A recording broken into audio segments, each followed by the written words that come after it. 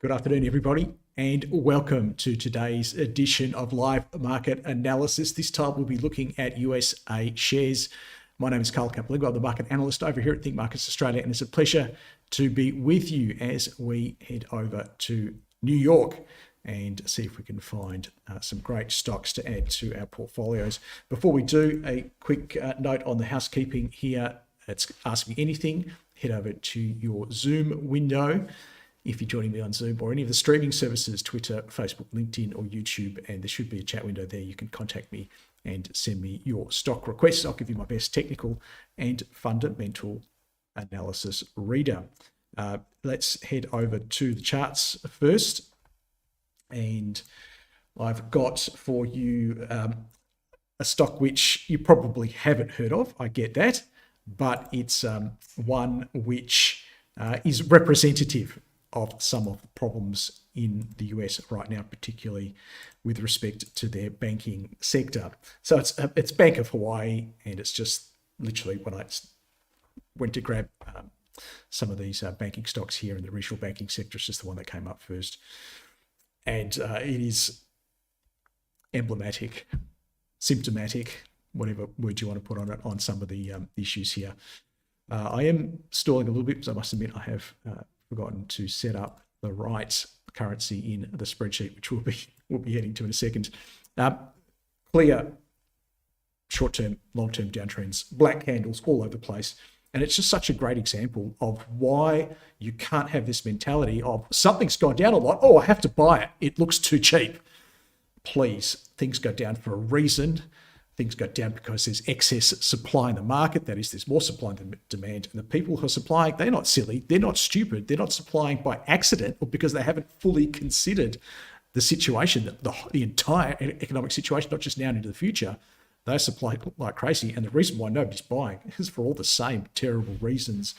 So let us head then just quickly and have a look, not just at Bank of Hawaii, obviously, while your requests are coming in, but to the regional banking index, which, as we can see there, is plumbing new lows close beneath a pretty important low. And let me just zoom out and show you that. We've got a little peak here. So the old point of demand over here, which should, point of supply over here, which once it is broken, it should act as a point of demand going forward. And it certainly has not. You can see the last one here, this point of supply, it did very temporarily act as a point of demand, but only very temporarily, you can see. I think that was the influence there.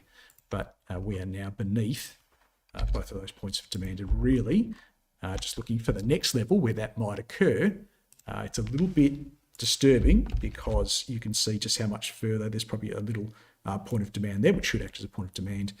Maybe there's another little one there, but it's very minor. And then probably the big one or big ones are kicking in around here. Okay, so that potentially, or those potentially could be some targets for that regional banking index, and that is a big problem for everything going forward.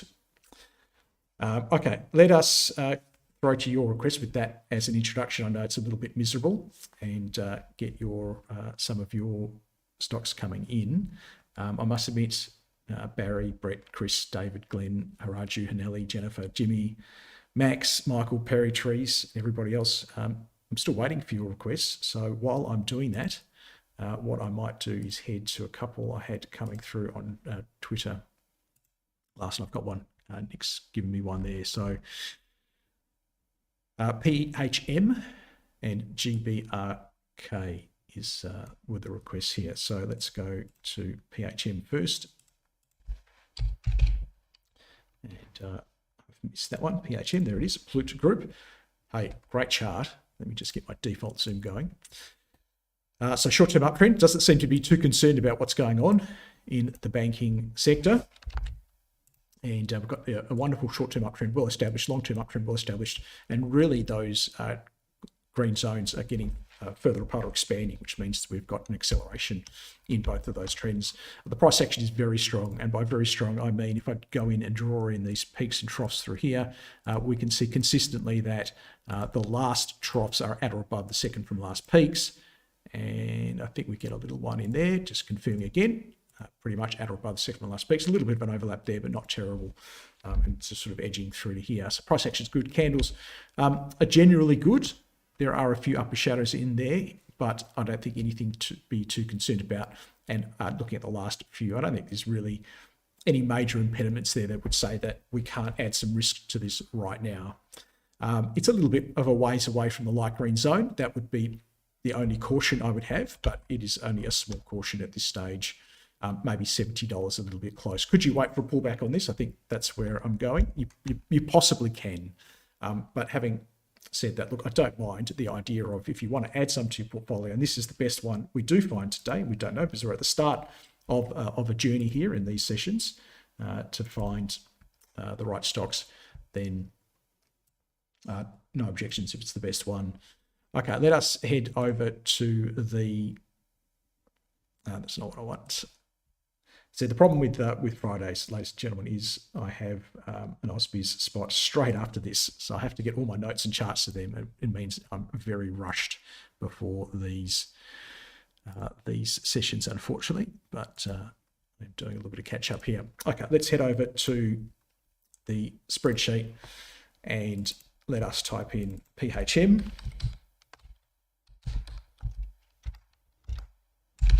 And we won't do AX for Australia. We're going to go to N for New York Stock Exchange.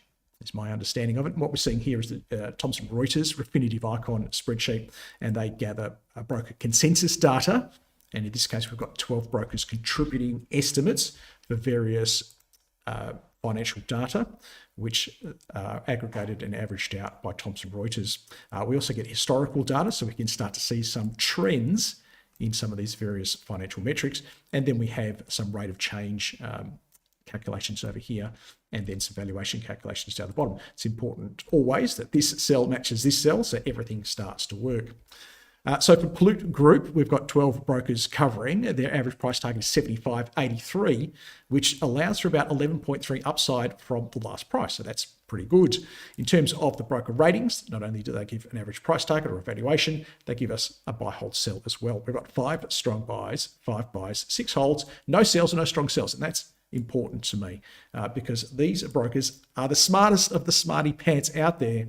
And it's reassuring, I think, when you know that 12 groups, and it's not just an individual analyst at each one of these big brokers, there are probably teams of analysts working on this. And it's, you expect one of those analysts in one of those teams across one of those brokers, if they really hated it, to find something, or if there was something bad in that stock, they would find it, and you'd get a sell recommendation. So that's a good sign. Next place I go here is the EPS line. We want to look for bottom left top right growth, which for me indicates that management is good at growing earnings, but also through a pandemic, through supply chain chaos, and through rampant inflation and rising costs, we have been able to make money. And it does seem to be the case, a little bit of a dip there in 2019. But then we need to look forwards, and whilst we can't see the future, the brokers are forecasting the future. And it does look like we're seeing negative growth for this financial year ending December, and then again, negative growth next year, and then a bit of a pickup after that. So you can see the rate of changes here, minus 14%, minus 3%, and then back up to 12%, to give you a compound annual growth rate of 4% out to FY25. Now, typically the market's return is about 7 or 8%. It could be less. In a bad year, it could be a little bit more in a good year, but that's around the average. And your typical market PE in America is about 15, probably around up to 16. It's a little bit more than over here in Australia because they tend to have higher growth companies. And ideally, as an investor, we get better than the market return at better than the market's value. Okay, so better value is a lower PE, price to earnings ratio. So we're paying a lower price for those earnings. So better value equals lower PE.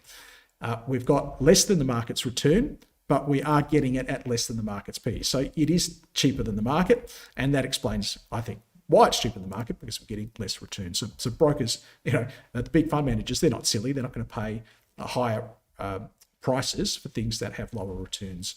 So the spreadsheet says, well, given we're getting, we've got such a low PE, in theory, we're getting it quite cheaply, even relative for the lower growth. The spreadsheet says that I'm going to give it a 69.25 valuation.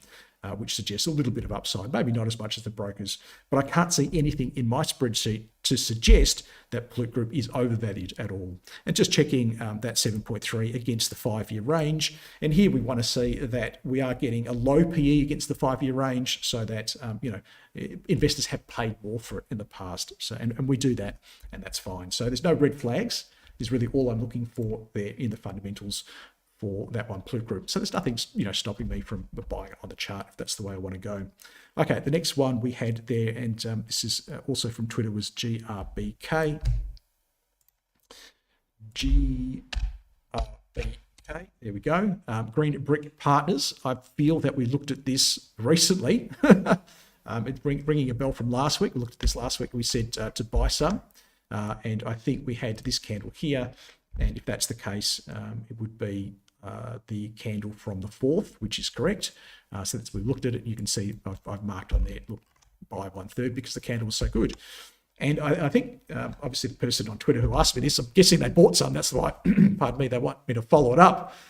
But I suspect they're probably a little bit surprised that they're making money out of this trade, because ordinarily, when you see something go up so much like that, you just default think, well, that's it, it's gone up too much. I can't buy it. But it's not the case. And if anything, it's telling you that you've got overwhelming demand in the system. Why? Because even after this price rise, people are still falling over themselves to buy. That's why it closed almost at the highs there. And there's very little supply. People aren't selling their shares. They're hanging on to the shares. Now, how do you know people aren't selling the shares? Did I go out there and survey every shareholder of Green Brick Partners? No, I didn't. I could just see in the chart that the price went up. They all got calls from their brokers, and none of them wanted to sell it. Why? Because the broker said, hey, something amazing's happened. And I don't know what the news was, and honestly, I don't care. And up she goes from there. Why? Because it was, whatever happened was fantastic. White candle, hold, white candle, hold, white candle, hold. Even that candle is still fine. Happy holder. This candle's not so terrible that it makes me want to get out. In fact, we saw sort of 50, which really should have been a bit of a psychological barrier. It wasn't. Actually acts as a little bit of support. I'm okay with this. But, if you're a little bit nervous, maybe a close beneath that low might change your mind. I'm not going to put -1/3 in right now because I don't think I need to. This candle is not a clear-cut supply event that would, stimulate me to put my supply into the market as a result. Otherwise, everything looks fine, so no complaints there. And really, you almost really could have been adding on any one of those candles. But again, I'm going to have that little caveat of saying we're a little bit of a ways away from our like range zone. We'd like to get the white candles, as I've pointed out to you last week, where they were in the past, closer to that like range zone. But let's say a happy holder there on Green Brick.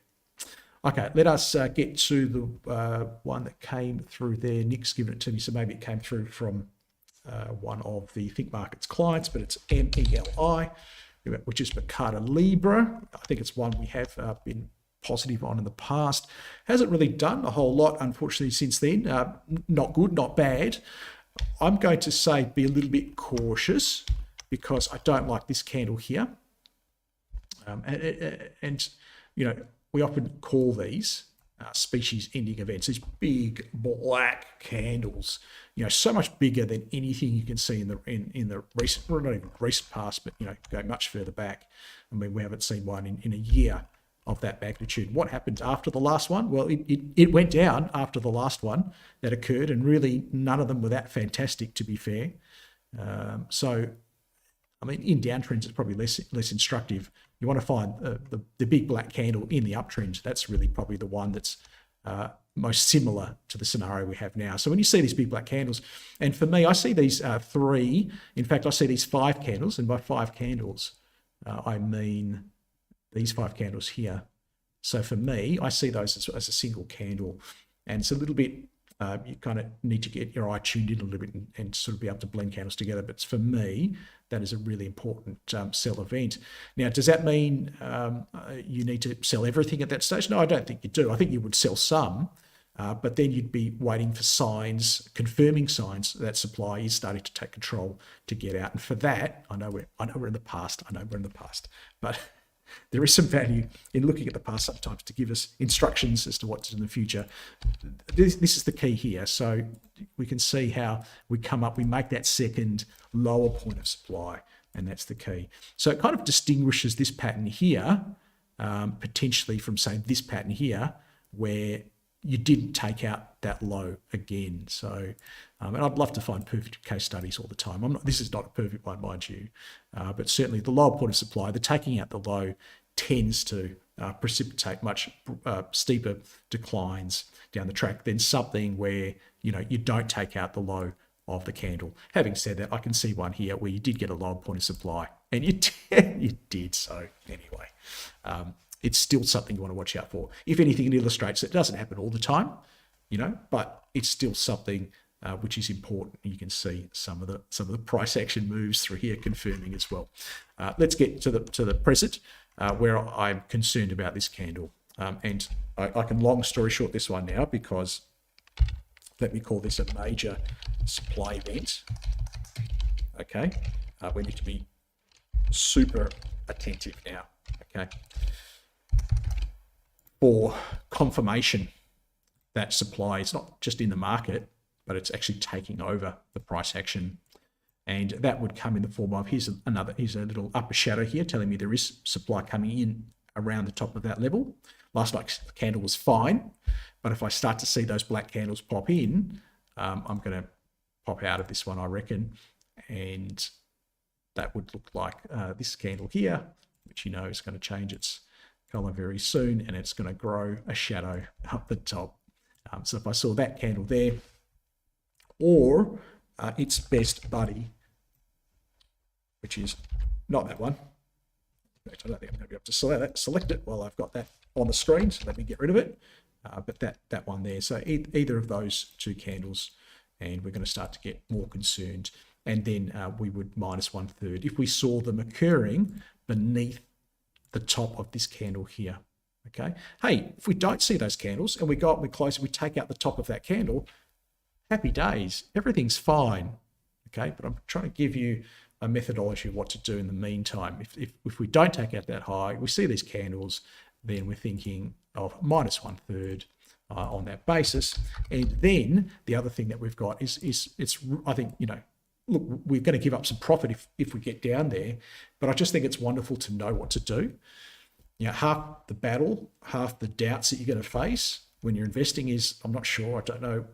Well, you never know what the market's going to do. That's by default, but what do I do and when do I do it? And I can tell you with confidence that if we close beneath that low, and that low there is 11.96, then we would look to manage our exits further. We'd go minus 1/3. I'd probably go even harsher now. I'd probably exit the whole position. In fact, if we closed beneath that low. Okay, so buy, hold, sell on this. Look, I can hold it on the basis that the short-term trend is still quite strong. I know it's a little bit indecisive there. You can see the amberness, if that's a word, of the color of the short-term trend. The long-term trend is still good. Okay, happy to go a hold. Assuming it's the best thing you find, you might find something better than say, look, I'm not even going to hold this one. I'm going to switch into that. But if this is the one you want to keep for a while, hold it. But I've given you the strategy to exit. Okay, where can I add some more? I want to close above that big black candle. Pretty simple stuff. Okay. Let us go to, Barry's just gone the FANGs. So Barry's given me the FANGs. And we do have a local FANGs ETF. You could just trade that. I actually tweeted that yesterday in my feature charts. So if you don't follow me on Twitter, make sure you follow me on Twitter. The handle is just at Carl Capolingua. And I tweeted the FANGs ETF yesterday, which looks very good. But let us break down what the FANGs are by starting with the F, which kind of doesn't exist anymore because it's Facebook. So let's go to, in that case, Meta Platforms. Excuse me. And we have been positive on this one in the past. You can see plenty of plus 1/3 on the screen there. And maybe some of you have purchased. Okay. Where are we now? We've had this big gap. And a big gap is the same as a big white candle. Think about it. Something we don't talk about that much, do we? We talk about blending candles.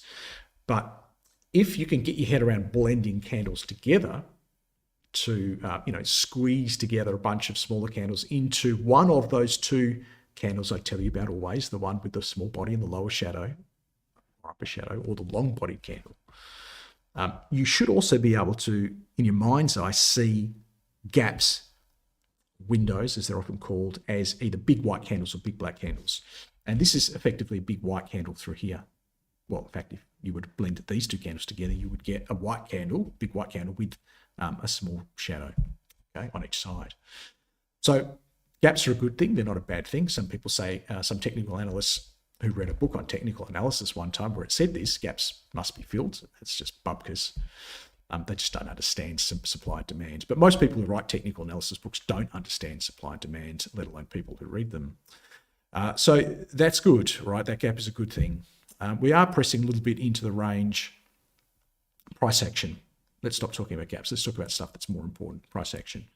We're here. That's not what I want. Wrong tool. That tool. Okay, we're here. We're here. We're here, and we don't know where this line's going to end. Okay, and that's kind of the point of this. So what I'm watching for is the next line. Let me put an arrow on that one so we don't know what's going to happen. Let's say the next line does that. Okay, then I'm starting to be a little bit concerned, because if everything is hunky-dory with excess demand in the market, and this is really a picture of excess demand. Why? Well, look at this. Look at this. Okay, look at the price action before that, all wonderful. Look at the candles before that, lots of white candles. So it has been a picture of excess demand, but if we start to push beneath that little trough low there, and it's only a minor one, there's our POS, right? And here's our pod, and you know my rules. I would go minus 1/3 on a close, not a tickle, but a close beneath that pod. And I'll give you the pod level. It's 229.85. If you wanted to round it down to 229, you could. So close below 229. And I think we're just managing a little bit of an exit here. It's only precautionary. It does mean, of course, that if you had built up a full position on this, you're still plus 2/3, aren't you? I don't know what your position is. I can't know that, but we're still holding, the majority of our position on the basis that everything else is still fine. But we don't know when little double tops like this that break through points of demand turn into be the top that stocks never recover from ever again. Okay, we can always get back in if this starts to make, for example, these sorts of moves. We can always get back in somewhere down the track. You might say, well, that's a big waste of time, because why would I get out for, get out here and get back in here, and it's pretty much the same. Maybe I'll save a few cents, but it'll cost me on brokerage. Well, the good news is, if you're trading with ThinkMarkets CFDs, US shares are commission free, so it won't cost you anything. And it does give you that great flexibility, I feel, when you're trading commission free, to be able to make these decisions about trading smaller lots, not getting in all at once, but getting in sequentially, getting out sequentially, because you don't have to worry about those commissions. Okay. That is the F in FANGs. Let's do the A in FANGs and head over to Apple. And there's nothing bad in the Apple chart. I'm still really happy with it. In fact, I'm going to go so far as to say it's the market leader, and its candles tend to be the NASDAQ's candles at this point in time. It's such a big weighting, of course, in the index. But all hunky-dory here, and I zoomed out on purpose there. 2 reasons: because you need to look at your next stock with your default zoom, so you don't get all confused, zoomed in and go, well, that's amazing, and forget to zoom out and say, well, there's a big bunch of supply coming up between 176 and 180. That's obvious. Does it look like, I mean, you know there's going to be supply there. I know there's going to be supply there. You know it because I told you. But does it look like the market's all that concerned about that supply at this point in time? And I don't think they are. I think the market is pretty comfortable with the fact that there are 2 pretty substantial peaks. I mean, Apple has sold off substantially from those points. You would think, therefore, that people who have memories, most people do, right, would say, I'm scared, I'm afraid of that happening again. I don't think they're that afraid at this stage, and we'll wait to see what the candles are in that zone. But until then, happy holder of Apple. I can't see any reason why you would sell it. I can't really see any reason why you would buy it either, though, because it's just too close to that range. From a reward to risk perspective, I think our buys, you can see where maybe in the past we've discussed this one, we put plus 1/3 on the screen, as I like to do. Yeah, that's where maybe reward to risk was a little bit better. Here we're just a little bit too close to the zone. So that's the A in the FANGs. But there are a couple of A's in FANGs. Let's go to the next one, which is Amazon. And we have not been buying this one recently. And you might say, oh, Carl, you should have told me to buy it. Dum, it's gone up. And I have been saying, well, this long-term trend zone has been problematic. and I don't want to muck around with it until I get above it. I'm confident that it's not dynamic resistance anymore, a dynamic supply zone. How do you know it's been dynamic supply? Well, look. It has been. Okay, I'm not making this stuff up. We want to see it go from dynamic supply to dynamic demand. Okay, to a point where price is supported.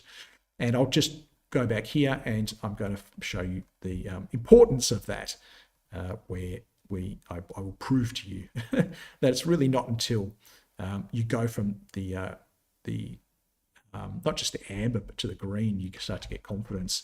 But if you are dark pink, I'd have to go back a long time before I find the last time Amazon was in a downtrend. Look at this. But what you are seeing is just how amazing my trend ribbons are. So I will pat myself on the back for that. And even then, geez, it wasn't down for long there. But I can't. There you go. My data doesn't go back far enough to show you like a case study. I wanted to show you where you need to see the price get above this zone and be supported by it. But I'm sure we'll find case studies as we go along. Hey, you just want to know if you can buy it now, don't you? You don't want to hear about all that stuff. Look, I don't mind it. This arrow here, keeps pointing to the price action I want to see. And we're very close on that. So, what we've got so far, there's actually a little one in there, and then we're up. And then we don't have any reason to come down to draw a line down yet because we don't have a short-term downtrend. And if I draw a little bit more of the price action, you'll see why I haven't been as excited about it. Because it has been quite sketchy in and around that zone. We know when we get to these major areas of supply, we can get compression of the price action. So that all makes perfect sense. So what I'm saying here might be a little bit counterintuitive to some when I tell you that. What I actually want to see is this come down first. So I want to see it push down, and I want to see it be supported in that zone now. Okay. I want to see how demand responds now. Okay, we've seen in the past that demand hasn't really chased the price higher. In fact, demand has really been quite weak in these supply zones, and supply has been therefore able to reinforce itself and push price down. So now that demand has actually shown a bit of flare, that supply is clearly backing away here. That's important. Let's see if demand sees its shadow, runs away, or see if demand says, you know what, and actually we're here. And when I say demand, we're talking about big fund managers. Now we're here and we are now buyers. We're not sellers. Net we're buyers. And it's in there that I would start to look to add on Amazon.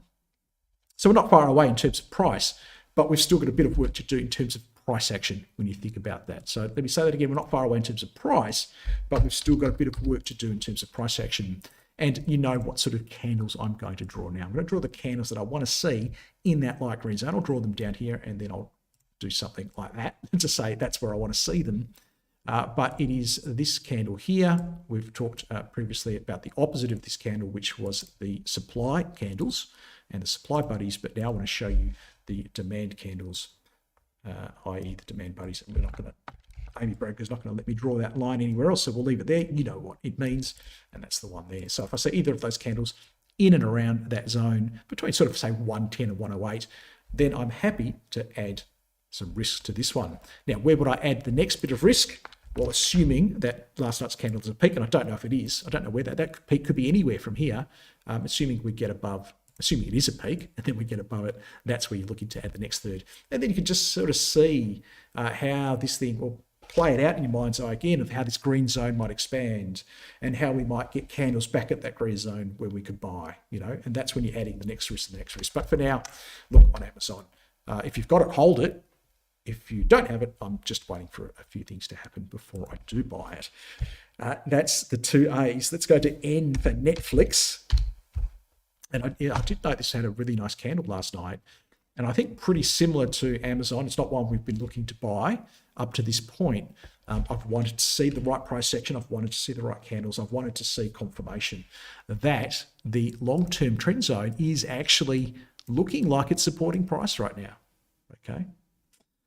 So it is. It certainly appears that way. We've got a new short-term uptrend in place.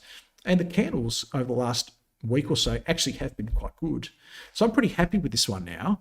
Now let me copy and paste this. Actually, let me extend that first because that's still a problem.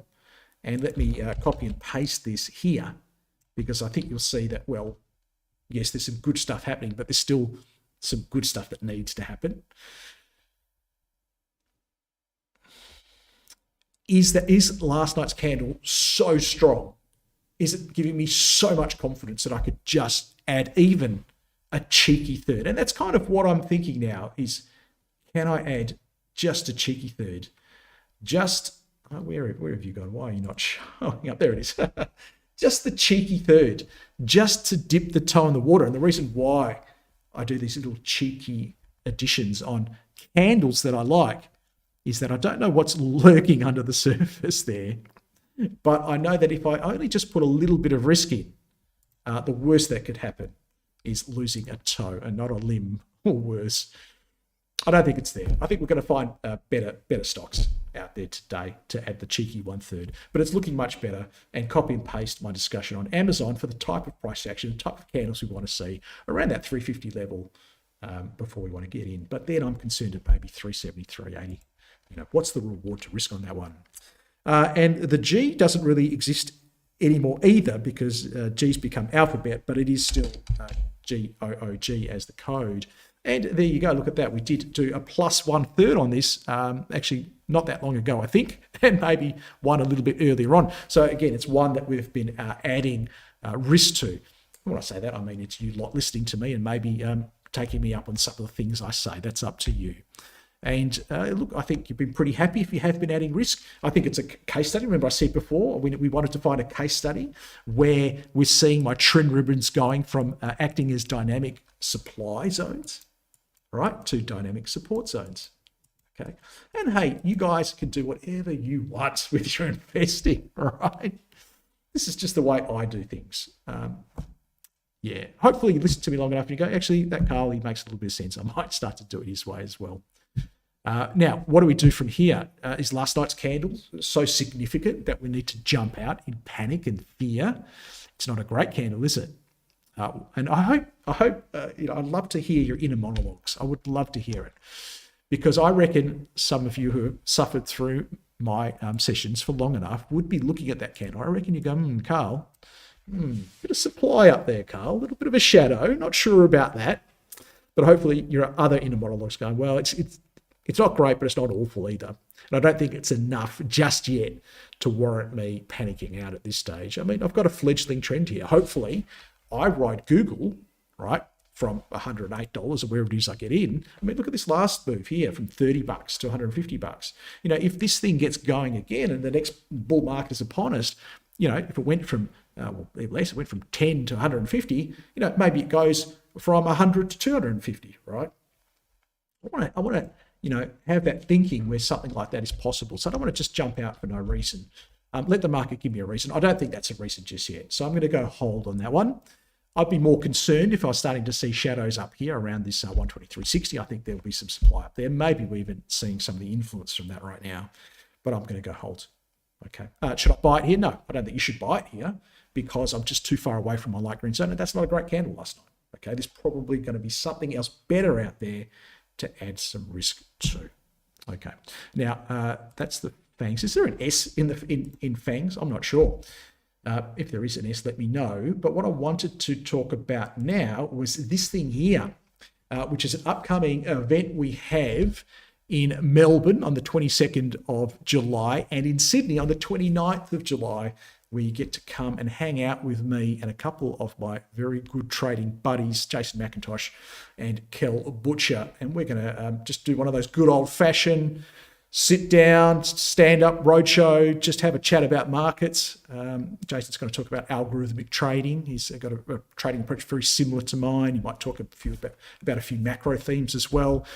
Kel will probably talk a little bit macro, but mainly about how you trade FX, commodities. And I'm going to talk about how to invest like a hedge fund manager. I've given you a couple of insights into how to do that today in terms of how you get into trades. You don't need to be all in, how you manage your capital, how you spread your capital, how you can go long and short. So plenty of amazing information. You want to be there in person. And if that's you, then register your interest. Nick's online now. Zoomers can hear Nick talking. People on the stream can't hear Nick talking, but I guarantee if Nick talks, you Zoomers will to hear him. Nick, any comments on that? I know it's going to be a great event. We're just looking for registrations of interest at the moment.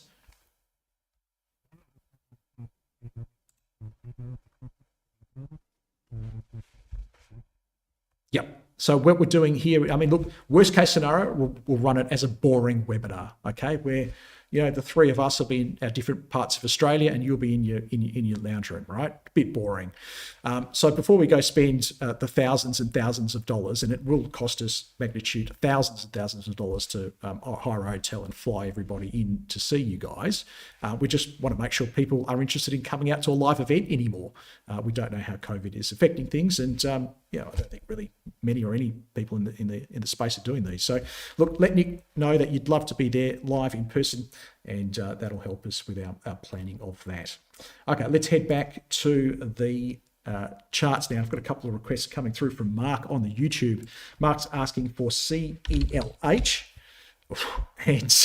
and ELF. We'll do that one in a second. That's a monster, and again illustrating. Look, I mean, it's pretty as a picture down here. And I wish we could do these every day. I do. But look at these candles, Mark. I mean, they're great. And you've got that. And it did look pretty as a picture down there. Hold, buy. It's a long way away from my light green zone.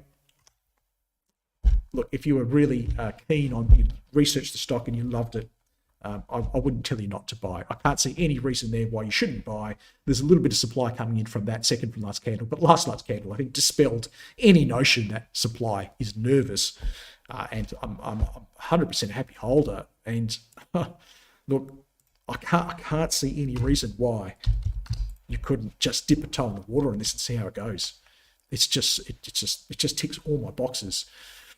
So yeah, I'll go plus 1/3. We'll put that on the screen, and next time we come back, we'll see whether that was a good thing or a bad thing to do. I don't know the future, obviously, but that looks very, very solid. I don't remember covering it in the sessions in the past. Not to say we haven't. So I'll head over here and let's check out the fundamentals on it as well. CLH. We might do some of those FANGs metrics as well, so just bear with me on this, but we'll do them quickly. So Celsius Holdings does ring a bell, maybe we did cover it recently. We've got 11 broker estimates. We've got an average price target of 132.36, which is around the current price, obviously because it's had the big pop up. Now we'll probably see, because I'm guessing that was some good earnings, that the brokers will come out gradually and start to upgrade those estimates, so those price targets will probably head higher, but that's just a guess. In terms of the ratings, it's quite unanimous, isn't it? 5 strong buys and 6 buys. Brokers are pretty positive. EPS line, a bit lumpy here. In fact, extremely lumpy. Look at this, minus 263 there from 5 cents the year before, but then bouncing back to 131.6. Honestly, I don't know what these guys do. And neither is it important to me, by the way. But I know that it's upset some people, but you do it your way, I do it my way. I don't care what these companies do. They're just charts to me. They're just candlesticks. It's just supply and demand. I trust that these 11 big brokers, they've done all the research, and I don't need to worry about that. They've made the buying and selling decisions. They've created the candles. Looking forward, though, do we have the growth? We do have the growth, substantial growth, monster growth, 45% compound. That does match that, so I can say that's true. In terms of the PEs, well, we're not going to pay. We're not going to get this for a P of 15, are we? That's impossible. If you see 45% growth here and a market P of 15, you've got the cheapest stock in the universe. That's not going to happen because people know that growth is there. They're going to pay higher prices to get that growth. And that's what we're seeing on screen. The question is that PE, this target PE we've got here of 60.6, is it reasonable in terms of the 5-year range? Well, it seems to be, because the 5-year range is astronomically crazy. And again, maybe some of the benefit of using a spreadsheet like this is diminished because we've got some crazy data in here, okay? Let's keep going. Is it, well, forward PE, we don't have a lot of data here, but it seems reasonable. Would I pay 60 times for 45% growth? It's starting to feel a bit high for me. Even with that great growth, 60 is pretty high. There's a reason why I go high. I've got my high growth default is 40. It's kind of where I start to cap out a little bit in terms of what I'll be prepared to pay. And don't forget, back in 2021, there were people out there in the media saying, no, 40's old school. because 40 is traditionally where that high growth investors kind of top out at 40. And then we heard in 2021, no, it's 80. 80 was the new 40, ladies and gentlemen. And if we went 80, you can see things are crazy cheap. But if we go 40, it's I think still looking cheap here based upon even capping it out at 40 there. So no red flags in that one. Let us just, because I know there is some interest there, I'm going to do this super quick. And I don't think we've done this for a long time, or if have we even ever done Apple? We just kind of just assume, don't we? 38 buys. 38 brokers covering Apple, pretty much where we are in the price target. Interestingly, that's smack bang in that supply zone, isn't it? 178.88, 3% upside. We've got 10 buys, 10 strong buys, 24 buys, 7 holds, 1 sell. Who's the seller there? EPS line, not quite bottom left, top right, but geez, pretty damn close to it. And then we are looking forward for some pretty solid growth, quite a reasonable growth there, 7%, about market average. And then if we go here to the dynamic F, which is a default, would we pay 25 times for 7% growth? In fact, I need to match this. Sorry, forget 7%, it's going to change. I need to match that. It's 8%. Okay, no big deal. 8% market growth, 25 times earnings. And the spreadsheet is saying, look, it's still good value if you're happy with 25 times earnings, which is what the brokers are predicting, right? So it's a forward-looking PE. Okay. Now, are you happy with 8% and 25? And ordinarily, you'd say no. You'd say, no, 25 is too high for 8%. I want to get closer to 15. But there is a quality premium in here, ladies and gentlemen. You are paying extra for that consistency and reliability. And if we look at 25.6 against the 5-year range, it's below the bottom of that range. Investors have paid way more for Apple in the past. So I think that's really appropriate. I've got no reason to doubt it. I've got no reason to doubt my valuation. And it's pretty similar to the brokers as well. So I think the spreadsheet's working pretty darn good on Apple. Amazon, again, another big one I don't think we look at too often. I think we just got to look at the chart and keep moving. But for what it's worth, 43 brokers covering, 20% upside. That's interesting. 16 strong buys, 31 buys, 3 holds, 1 sell. I think, look, if you are a client of a broker, you've got cash and you want to invest it, right? You're not calling your broker up and saying, hey, Frank, what should I sell out of my portfolio today? It just doesn't happen. You call up your brokers, hey, Frank, what should I buy today? And Frank, as a broker, he wants to sell you something so he can earn a commission, right? So you can see why brokers tend to have far more buys than sells, okay? Do the research. This is true. It's been true since they invented stockbroking, right? Because people will call up and then, what can I buy? That's how they get commissions. They're not going to tell you what to sell. They really do. Oh, bless them, brokers. We do love them, don't we? Okay, let's change that back so we get good data. And what do we say? 20% upside. We did the ratings. Let's go to the EPS line. Bottom left, top right. Yeah, not bad. I don't know what happened here. I don't follow the stock closely enough to know why minus 5 cents, but that's interesting. And then we're expecting a bounce back to growth and then astronomical growth going forward. 45% seems ridiculous. You're paying for it, but I don't think you're paying a huge amount because, 37 times, well, that's way better than the Celsius at 60 times, isn't it? What does that 37 represent compared to the 5-year range? Well, obviously, we don't have one there because we didn't have a PE minus earnings, but it's way below. So I can't see any reason to doubt this. So if you're comfortable paying 37 times for a stock that's growing 46, and I can't see why you wouldn't be. Yeah, look, I've got no reason to suggest that my valuation is wrong and that the brokers are incorrect in saying that it's cheap. Okay, maybe it's not that cheap, but it certainly looks cheap based upon the numbers. And hey, these aren't my numbers. Don't blame me if it all goes wrong. They're broker numbers. My spreadsheet's just doing really good analysis on what the broker numbers are. I can't control the broker numbers. Let's go to NFLX. And hopefully, again, you're remembering what the charts were and you're going, well, these are the biggest names in global finance, in global stocks, in global commerce, right? Why wouldn't I want to know what the valuations are so I can consider adding them to my portfolio and branching out past BHP, Rio, Fortescue, and 4 big banks, right? I mean, it is just the most common of common sense, in my opinion. 35 brokers covering about 5% upside from here. Obviously, they're skewed more to the buy side. But interestingly, we're seeing a few sells on Netflix, so it's a little bit polarizing. We're still retrieving this line, but I'm going to take it on face value. And it's bottom left, top right, 2022, a bit of a pullback. Post-COVID indigestion, I'm going to put that down to. And some competition come into the space. But otherwise, growth is still very good, 24%, maybe not as much as Amazon, but we're not paying the same PE as well, which then facilitates the spreadsheet to still say, look, there's a bit of value in this one. In terms of how that 21.7 relates to the 5-year range, it's pretty low. So I don't think that's the wrong PE. And therefore, I'm going to say that Netflix, based upon the numbers, actually looks pretty cheap here. And the last one we might do is Google and check the numbers on this one. And we've got a price target here of 8.8% upside, 127.22. That is 7 strong buys, 6 buys, no sells, no strong sells. In terms of the EPS line, it is, bottom left, top left again. A few of these tech stocks struggling a little bit as, I guess, rates went up into 2020. So I think that was the theme. 456, but then 531 out to 843, 14% compound annual growth rate. So we're seeing growth come down sequentially as we go through these fangs, but also the PEs, what you're paying for that growth is down as well. And that makes sense. 17.4 is a bargain. I mean, it's an absolute bargain compared to what you've paid for Google, Alphabet in the past. And therefore, I'm with the brokers here. I think this one's still looking pretty cheap. Let us keep moving after that long look at the company valuations. Head back to the charts where I prefer to be anyway.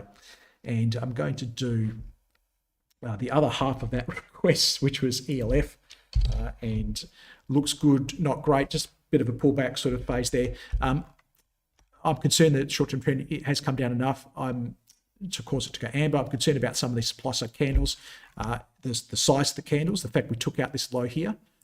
We took out that demand candle low. And we've only got small candles coming back in. It's not terrible at all by any stretch of the imagination. It's just not ideal. I'm not a buyer here. I can go hold, but what I have is a really clear-cut set of technicals to guide me as to when to start to exit. And I'm going to say that if we close beneath that low there, and that's 86.24, maybe let's round it down to 86, that we would then look to go minus 1/3. But until then, I'm a happy holder. Was there reason to exit before this? I reckon on close, I reckon this candle here, you were minus 1/3 on that candle. That's my opinion. Okay, minus 1/3 there. Just my opinion. But certainly, if you haven't done that yet, then it's minus 1/3 underneath that 86 level. Is it a buy? No, I don't think it's a buy for all the reasons I've discussed. But therefore, we won't go to the fundamentals. Now we do have a couple coming in here from Nick, JBSS. And AJG. How are we going for time? Going to start to pick up the pace here. We might not get a chance to look at those company valuations just to make sure everybody gets their questions answered. John, okay, this is one we looked at recently. I think maybe last time I said, should we sell it? No reason to sell it. We've seen a few black candles come in. I have to say they're not so bad. They're not so substantial as to warrant me telling you that, sell 1/3. I don't think so. I don't think they're that terrible. I think it's all on the front here, on the western front. And it might be a little bit painful as you give it back a little bit of profit to then hopefully re-engage with this short-term trend and take it higher. I'll leave that up to you. I'll let that be your discretion. I know if you start to blend some of those candles together, it's getting a bit black and it's getting a bit full. But even so, the most jittery. I don't even want to type it on the screen, so I'm going to type it over here. It's only minus 1/3. That's all you're doing here. I'm going to go hold. Yeah, look, I can see if you're starting to get a bit nervous, why you're getting a bit nervous, but otherwise I'm going to go hold on that one. The next one is AGJ, and it might be famous last words. If you're on this one, happy hold it. No reason to sell it. If you're not on it, I can't really see any reason not to buy it. It is a little bit of a ways away from my light green zone. And, I know it's frustrating for you lot to hear me say this, but like there's the buy right there. Even that one is good. It was great. That one, if I go 1, 2, 3, like that's 1, that's 2. 1 and 2 together. It doesn't get any better than that. Compulsory buy. You've given it another 10 or 15 bucks, but I can't see any reason why you wouldn't buy it. The trends are still very, very good. If you're already on it, then happy hold it. No reason to get out of that one just yet. Is it a sell? No, of course not. Let us now head to Max. In fact, no, David got in before Max, and David's got UBS, which maybe you're looking for a short here, David. I don't mind it. And I mean, if you want, there's 1,000 other really bearish charts in that banking sector index. And the great thing about our CFD offering for US shares is you can go short as well. You can start to trade like a hedge fund. Where would I'm guessing you're asking for a short here, David. I can't see why you're asking for a long. Where would I short it? I think beneath there, I could do a cheeky minus 1/3. If you are asking for a long, apologies for assuming, it wouldn't be until it got back above $20 I could even contemplate it. Until then, if you were long, could I hold it? I could hold it until it breaks beneath that last trough. Which last trough? That last trough there. Yeah, I think that's enough on that one. Keep moving. It's not knocking my socks off to go long, that's for sure. LVS, Las Vegas Sands. This is a big casino operator. And I think there are some problems here. So I know it would have looked good here, and I would have been happily buying it here. And this is why, not every trade is going to work out. Okay. I would say in an ordinary market where we don't have banking crashes, probably would have gone up more. But that's just making excuses, isn't it? I mean, here is a buy. This is a buy. It's not a buy now, though. Okay. If you did buy it there, what do you do? Well, I think it's pretty obvious what you're doing, isn't it? I mean, we've got a problem through here. Okay. And we've got a problem with this. Okay. If everything is hunky-dory, sort of this shape of a price, shape of a chart shouldn't be happening. Last night's candle, really not great. You can see that the points of supply are falling. And I wonder why I've drawn that. It must be one we've covered in the past because it's got scratchings on it. And then we look back and we see, well, I don't know, what did I say on this in the past? If maybe it was at this candle and I said, hey, just be careful. There's a big point of supply zone, and then we can see how it's impacting the price. Let me just finish by saying here, if we do close beneath that low, and that low there is 60.32, you might say below $60, right? So let's say close less than 60 equals minus 1/3. Okay. Let us get to Wynn. Okay, we've got Max with a bit of a casino theme here. I think that's even more in trouble. So maybe what we're looking at here is problems with discretionary spending, aren't we? So this is a bit of a problem here. I think even based upon last night's close, but it did close beneath that low there. I think you can go minus 1/3 on this and the price action. I'm not going to draw it again because I just drew it on Las Vegas Sands. And I think maybe even another 1/3 would go beneath that low there. And last night's candle low, you can see why that last night's candle low matched this. And that low there is 105.51. So let's call it below 105. You're going for another minus 1/3. And then I would say you are out of the position on a close beneath. Let's go that one there. You are all out of this and looking elsewhere for your next trade. And that's really all it is. We're like that shark, hunting in the great oceans there, just constantly on the move, looking for our next bite. And it's not that one. MNST, which we actually haven't followed up for a while, but you can see I definitely told you to buy this one not that long ago. I ran it on Ausbiz as a feature chart and probably shocked a few people because, hey, why is Carl telling me to buy US stock? Just tell me if I need to buy Fortescue. But looks amazing. No reason to sell this. And hopefully people got on it and they're making some good money. I can't see why you would sell it. Where would you start to get a bit nervous? That's just me assuming you did buy some. Well, I don't want to see it really close beneath that. That wouldn't be good. But otherwise, it looks great. There's no reason for me to scribble anything on the screen there. It's I'm a happy holder. CVRL, which is not that one. Let me try that again. CVRL, not coming up. I think it's CRVL. Okay, no, that's still not coming up. Okay, maybe you've got a typo there, Perry. Just double check that one for me. CRVL. Oh, I found it. I just had to type it in right. Sorry. It looks amazing. I think maybe it's one we've discussed before. I don't know. I haven't put any scratching on the screen, but if I did cover it before, I'm sure I told you to buy it. Would I buy it now? No, that last candle, I don't like that last candle, but it's not enough for me to tell you to sell it either. It's not a great candle though.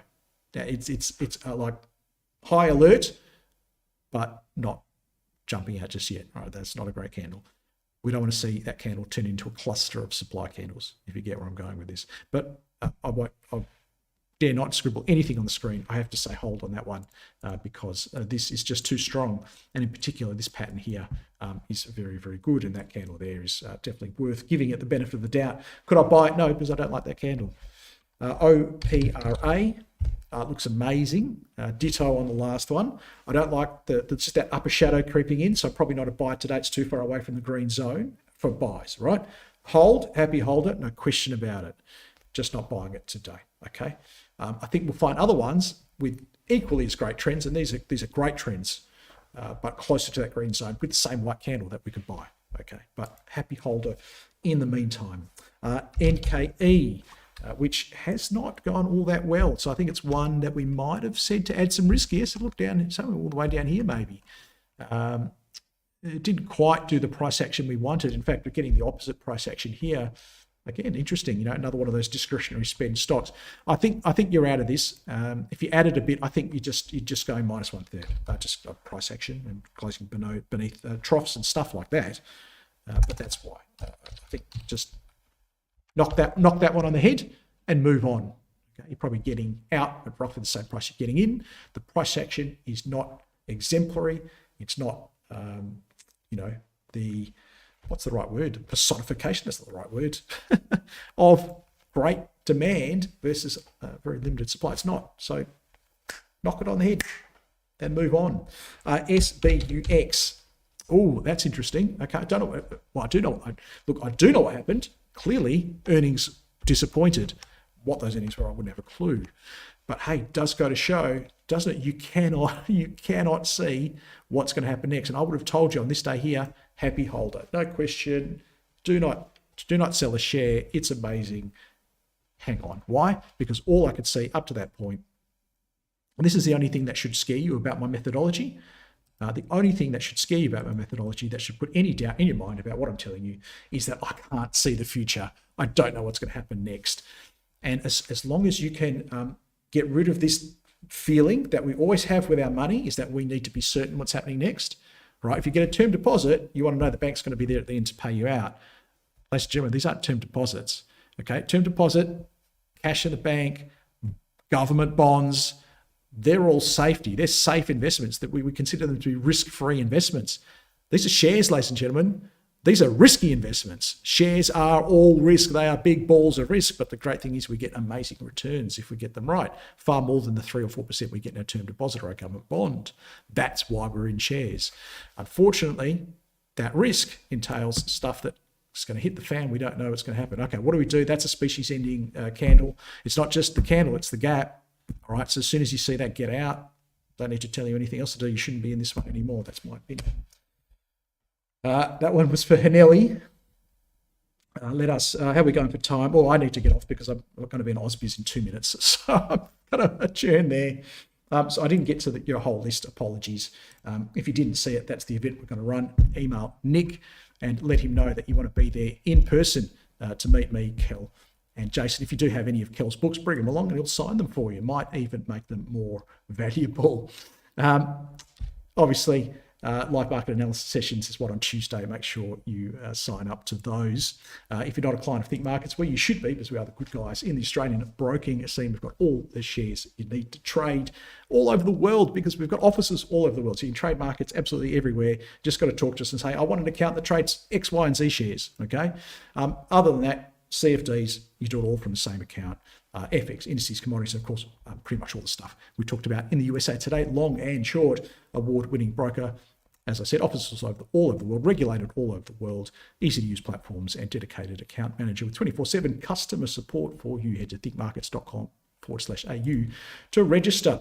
If you're watching me on any of the streaming services, make sure you hit the subscribe button to stay notified of any of my future video updates, and hit the thumbs up button. Very important you let me and my overseers know that you like what I'm doing, so I'll continue to do more of it. Apart from that, it's been a pleasure chatting today. Hope you learn lots, and all the best if you're trading till we catch up again. Bye-bye for now. Before you go, though, don't forget that everything we discussed today is general in nature, has not taken into account your personal financial circumstances or particular needs. So before making any investing decision based upon this information, consider it carefully or seek the help of a financial professional. The rest of the information in that discussion is important. You should read it And if you have any questions, certainly contact us via our website and download our product disclosure statement.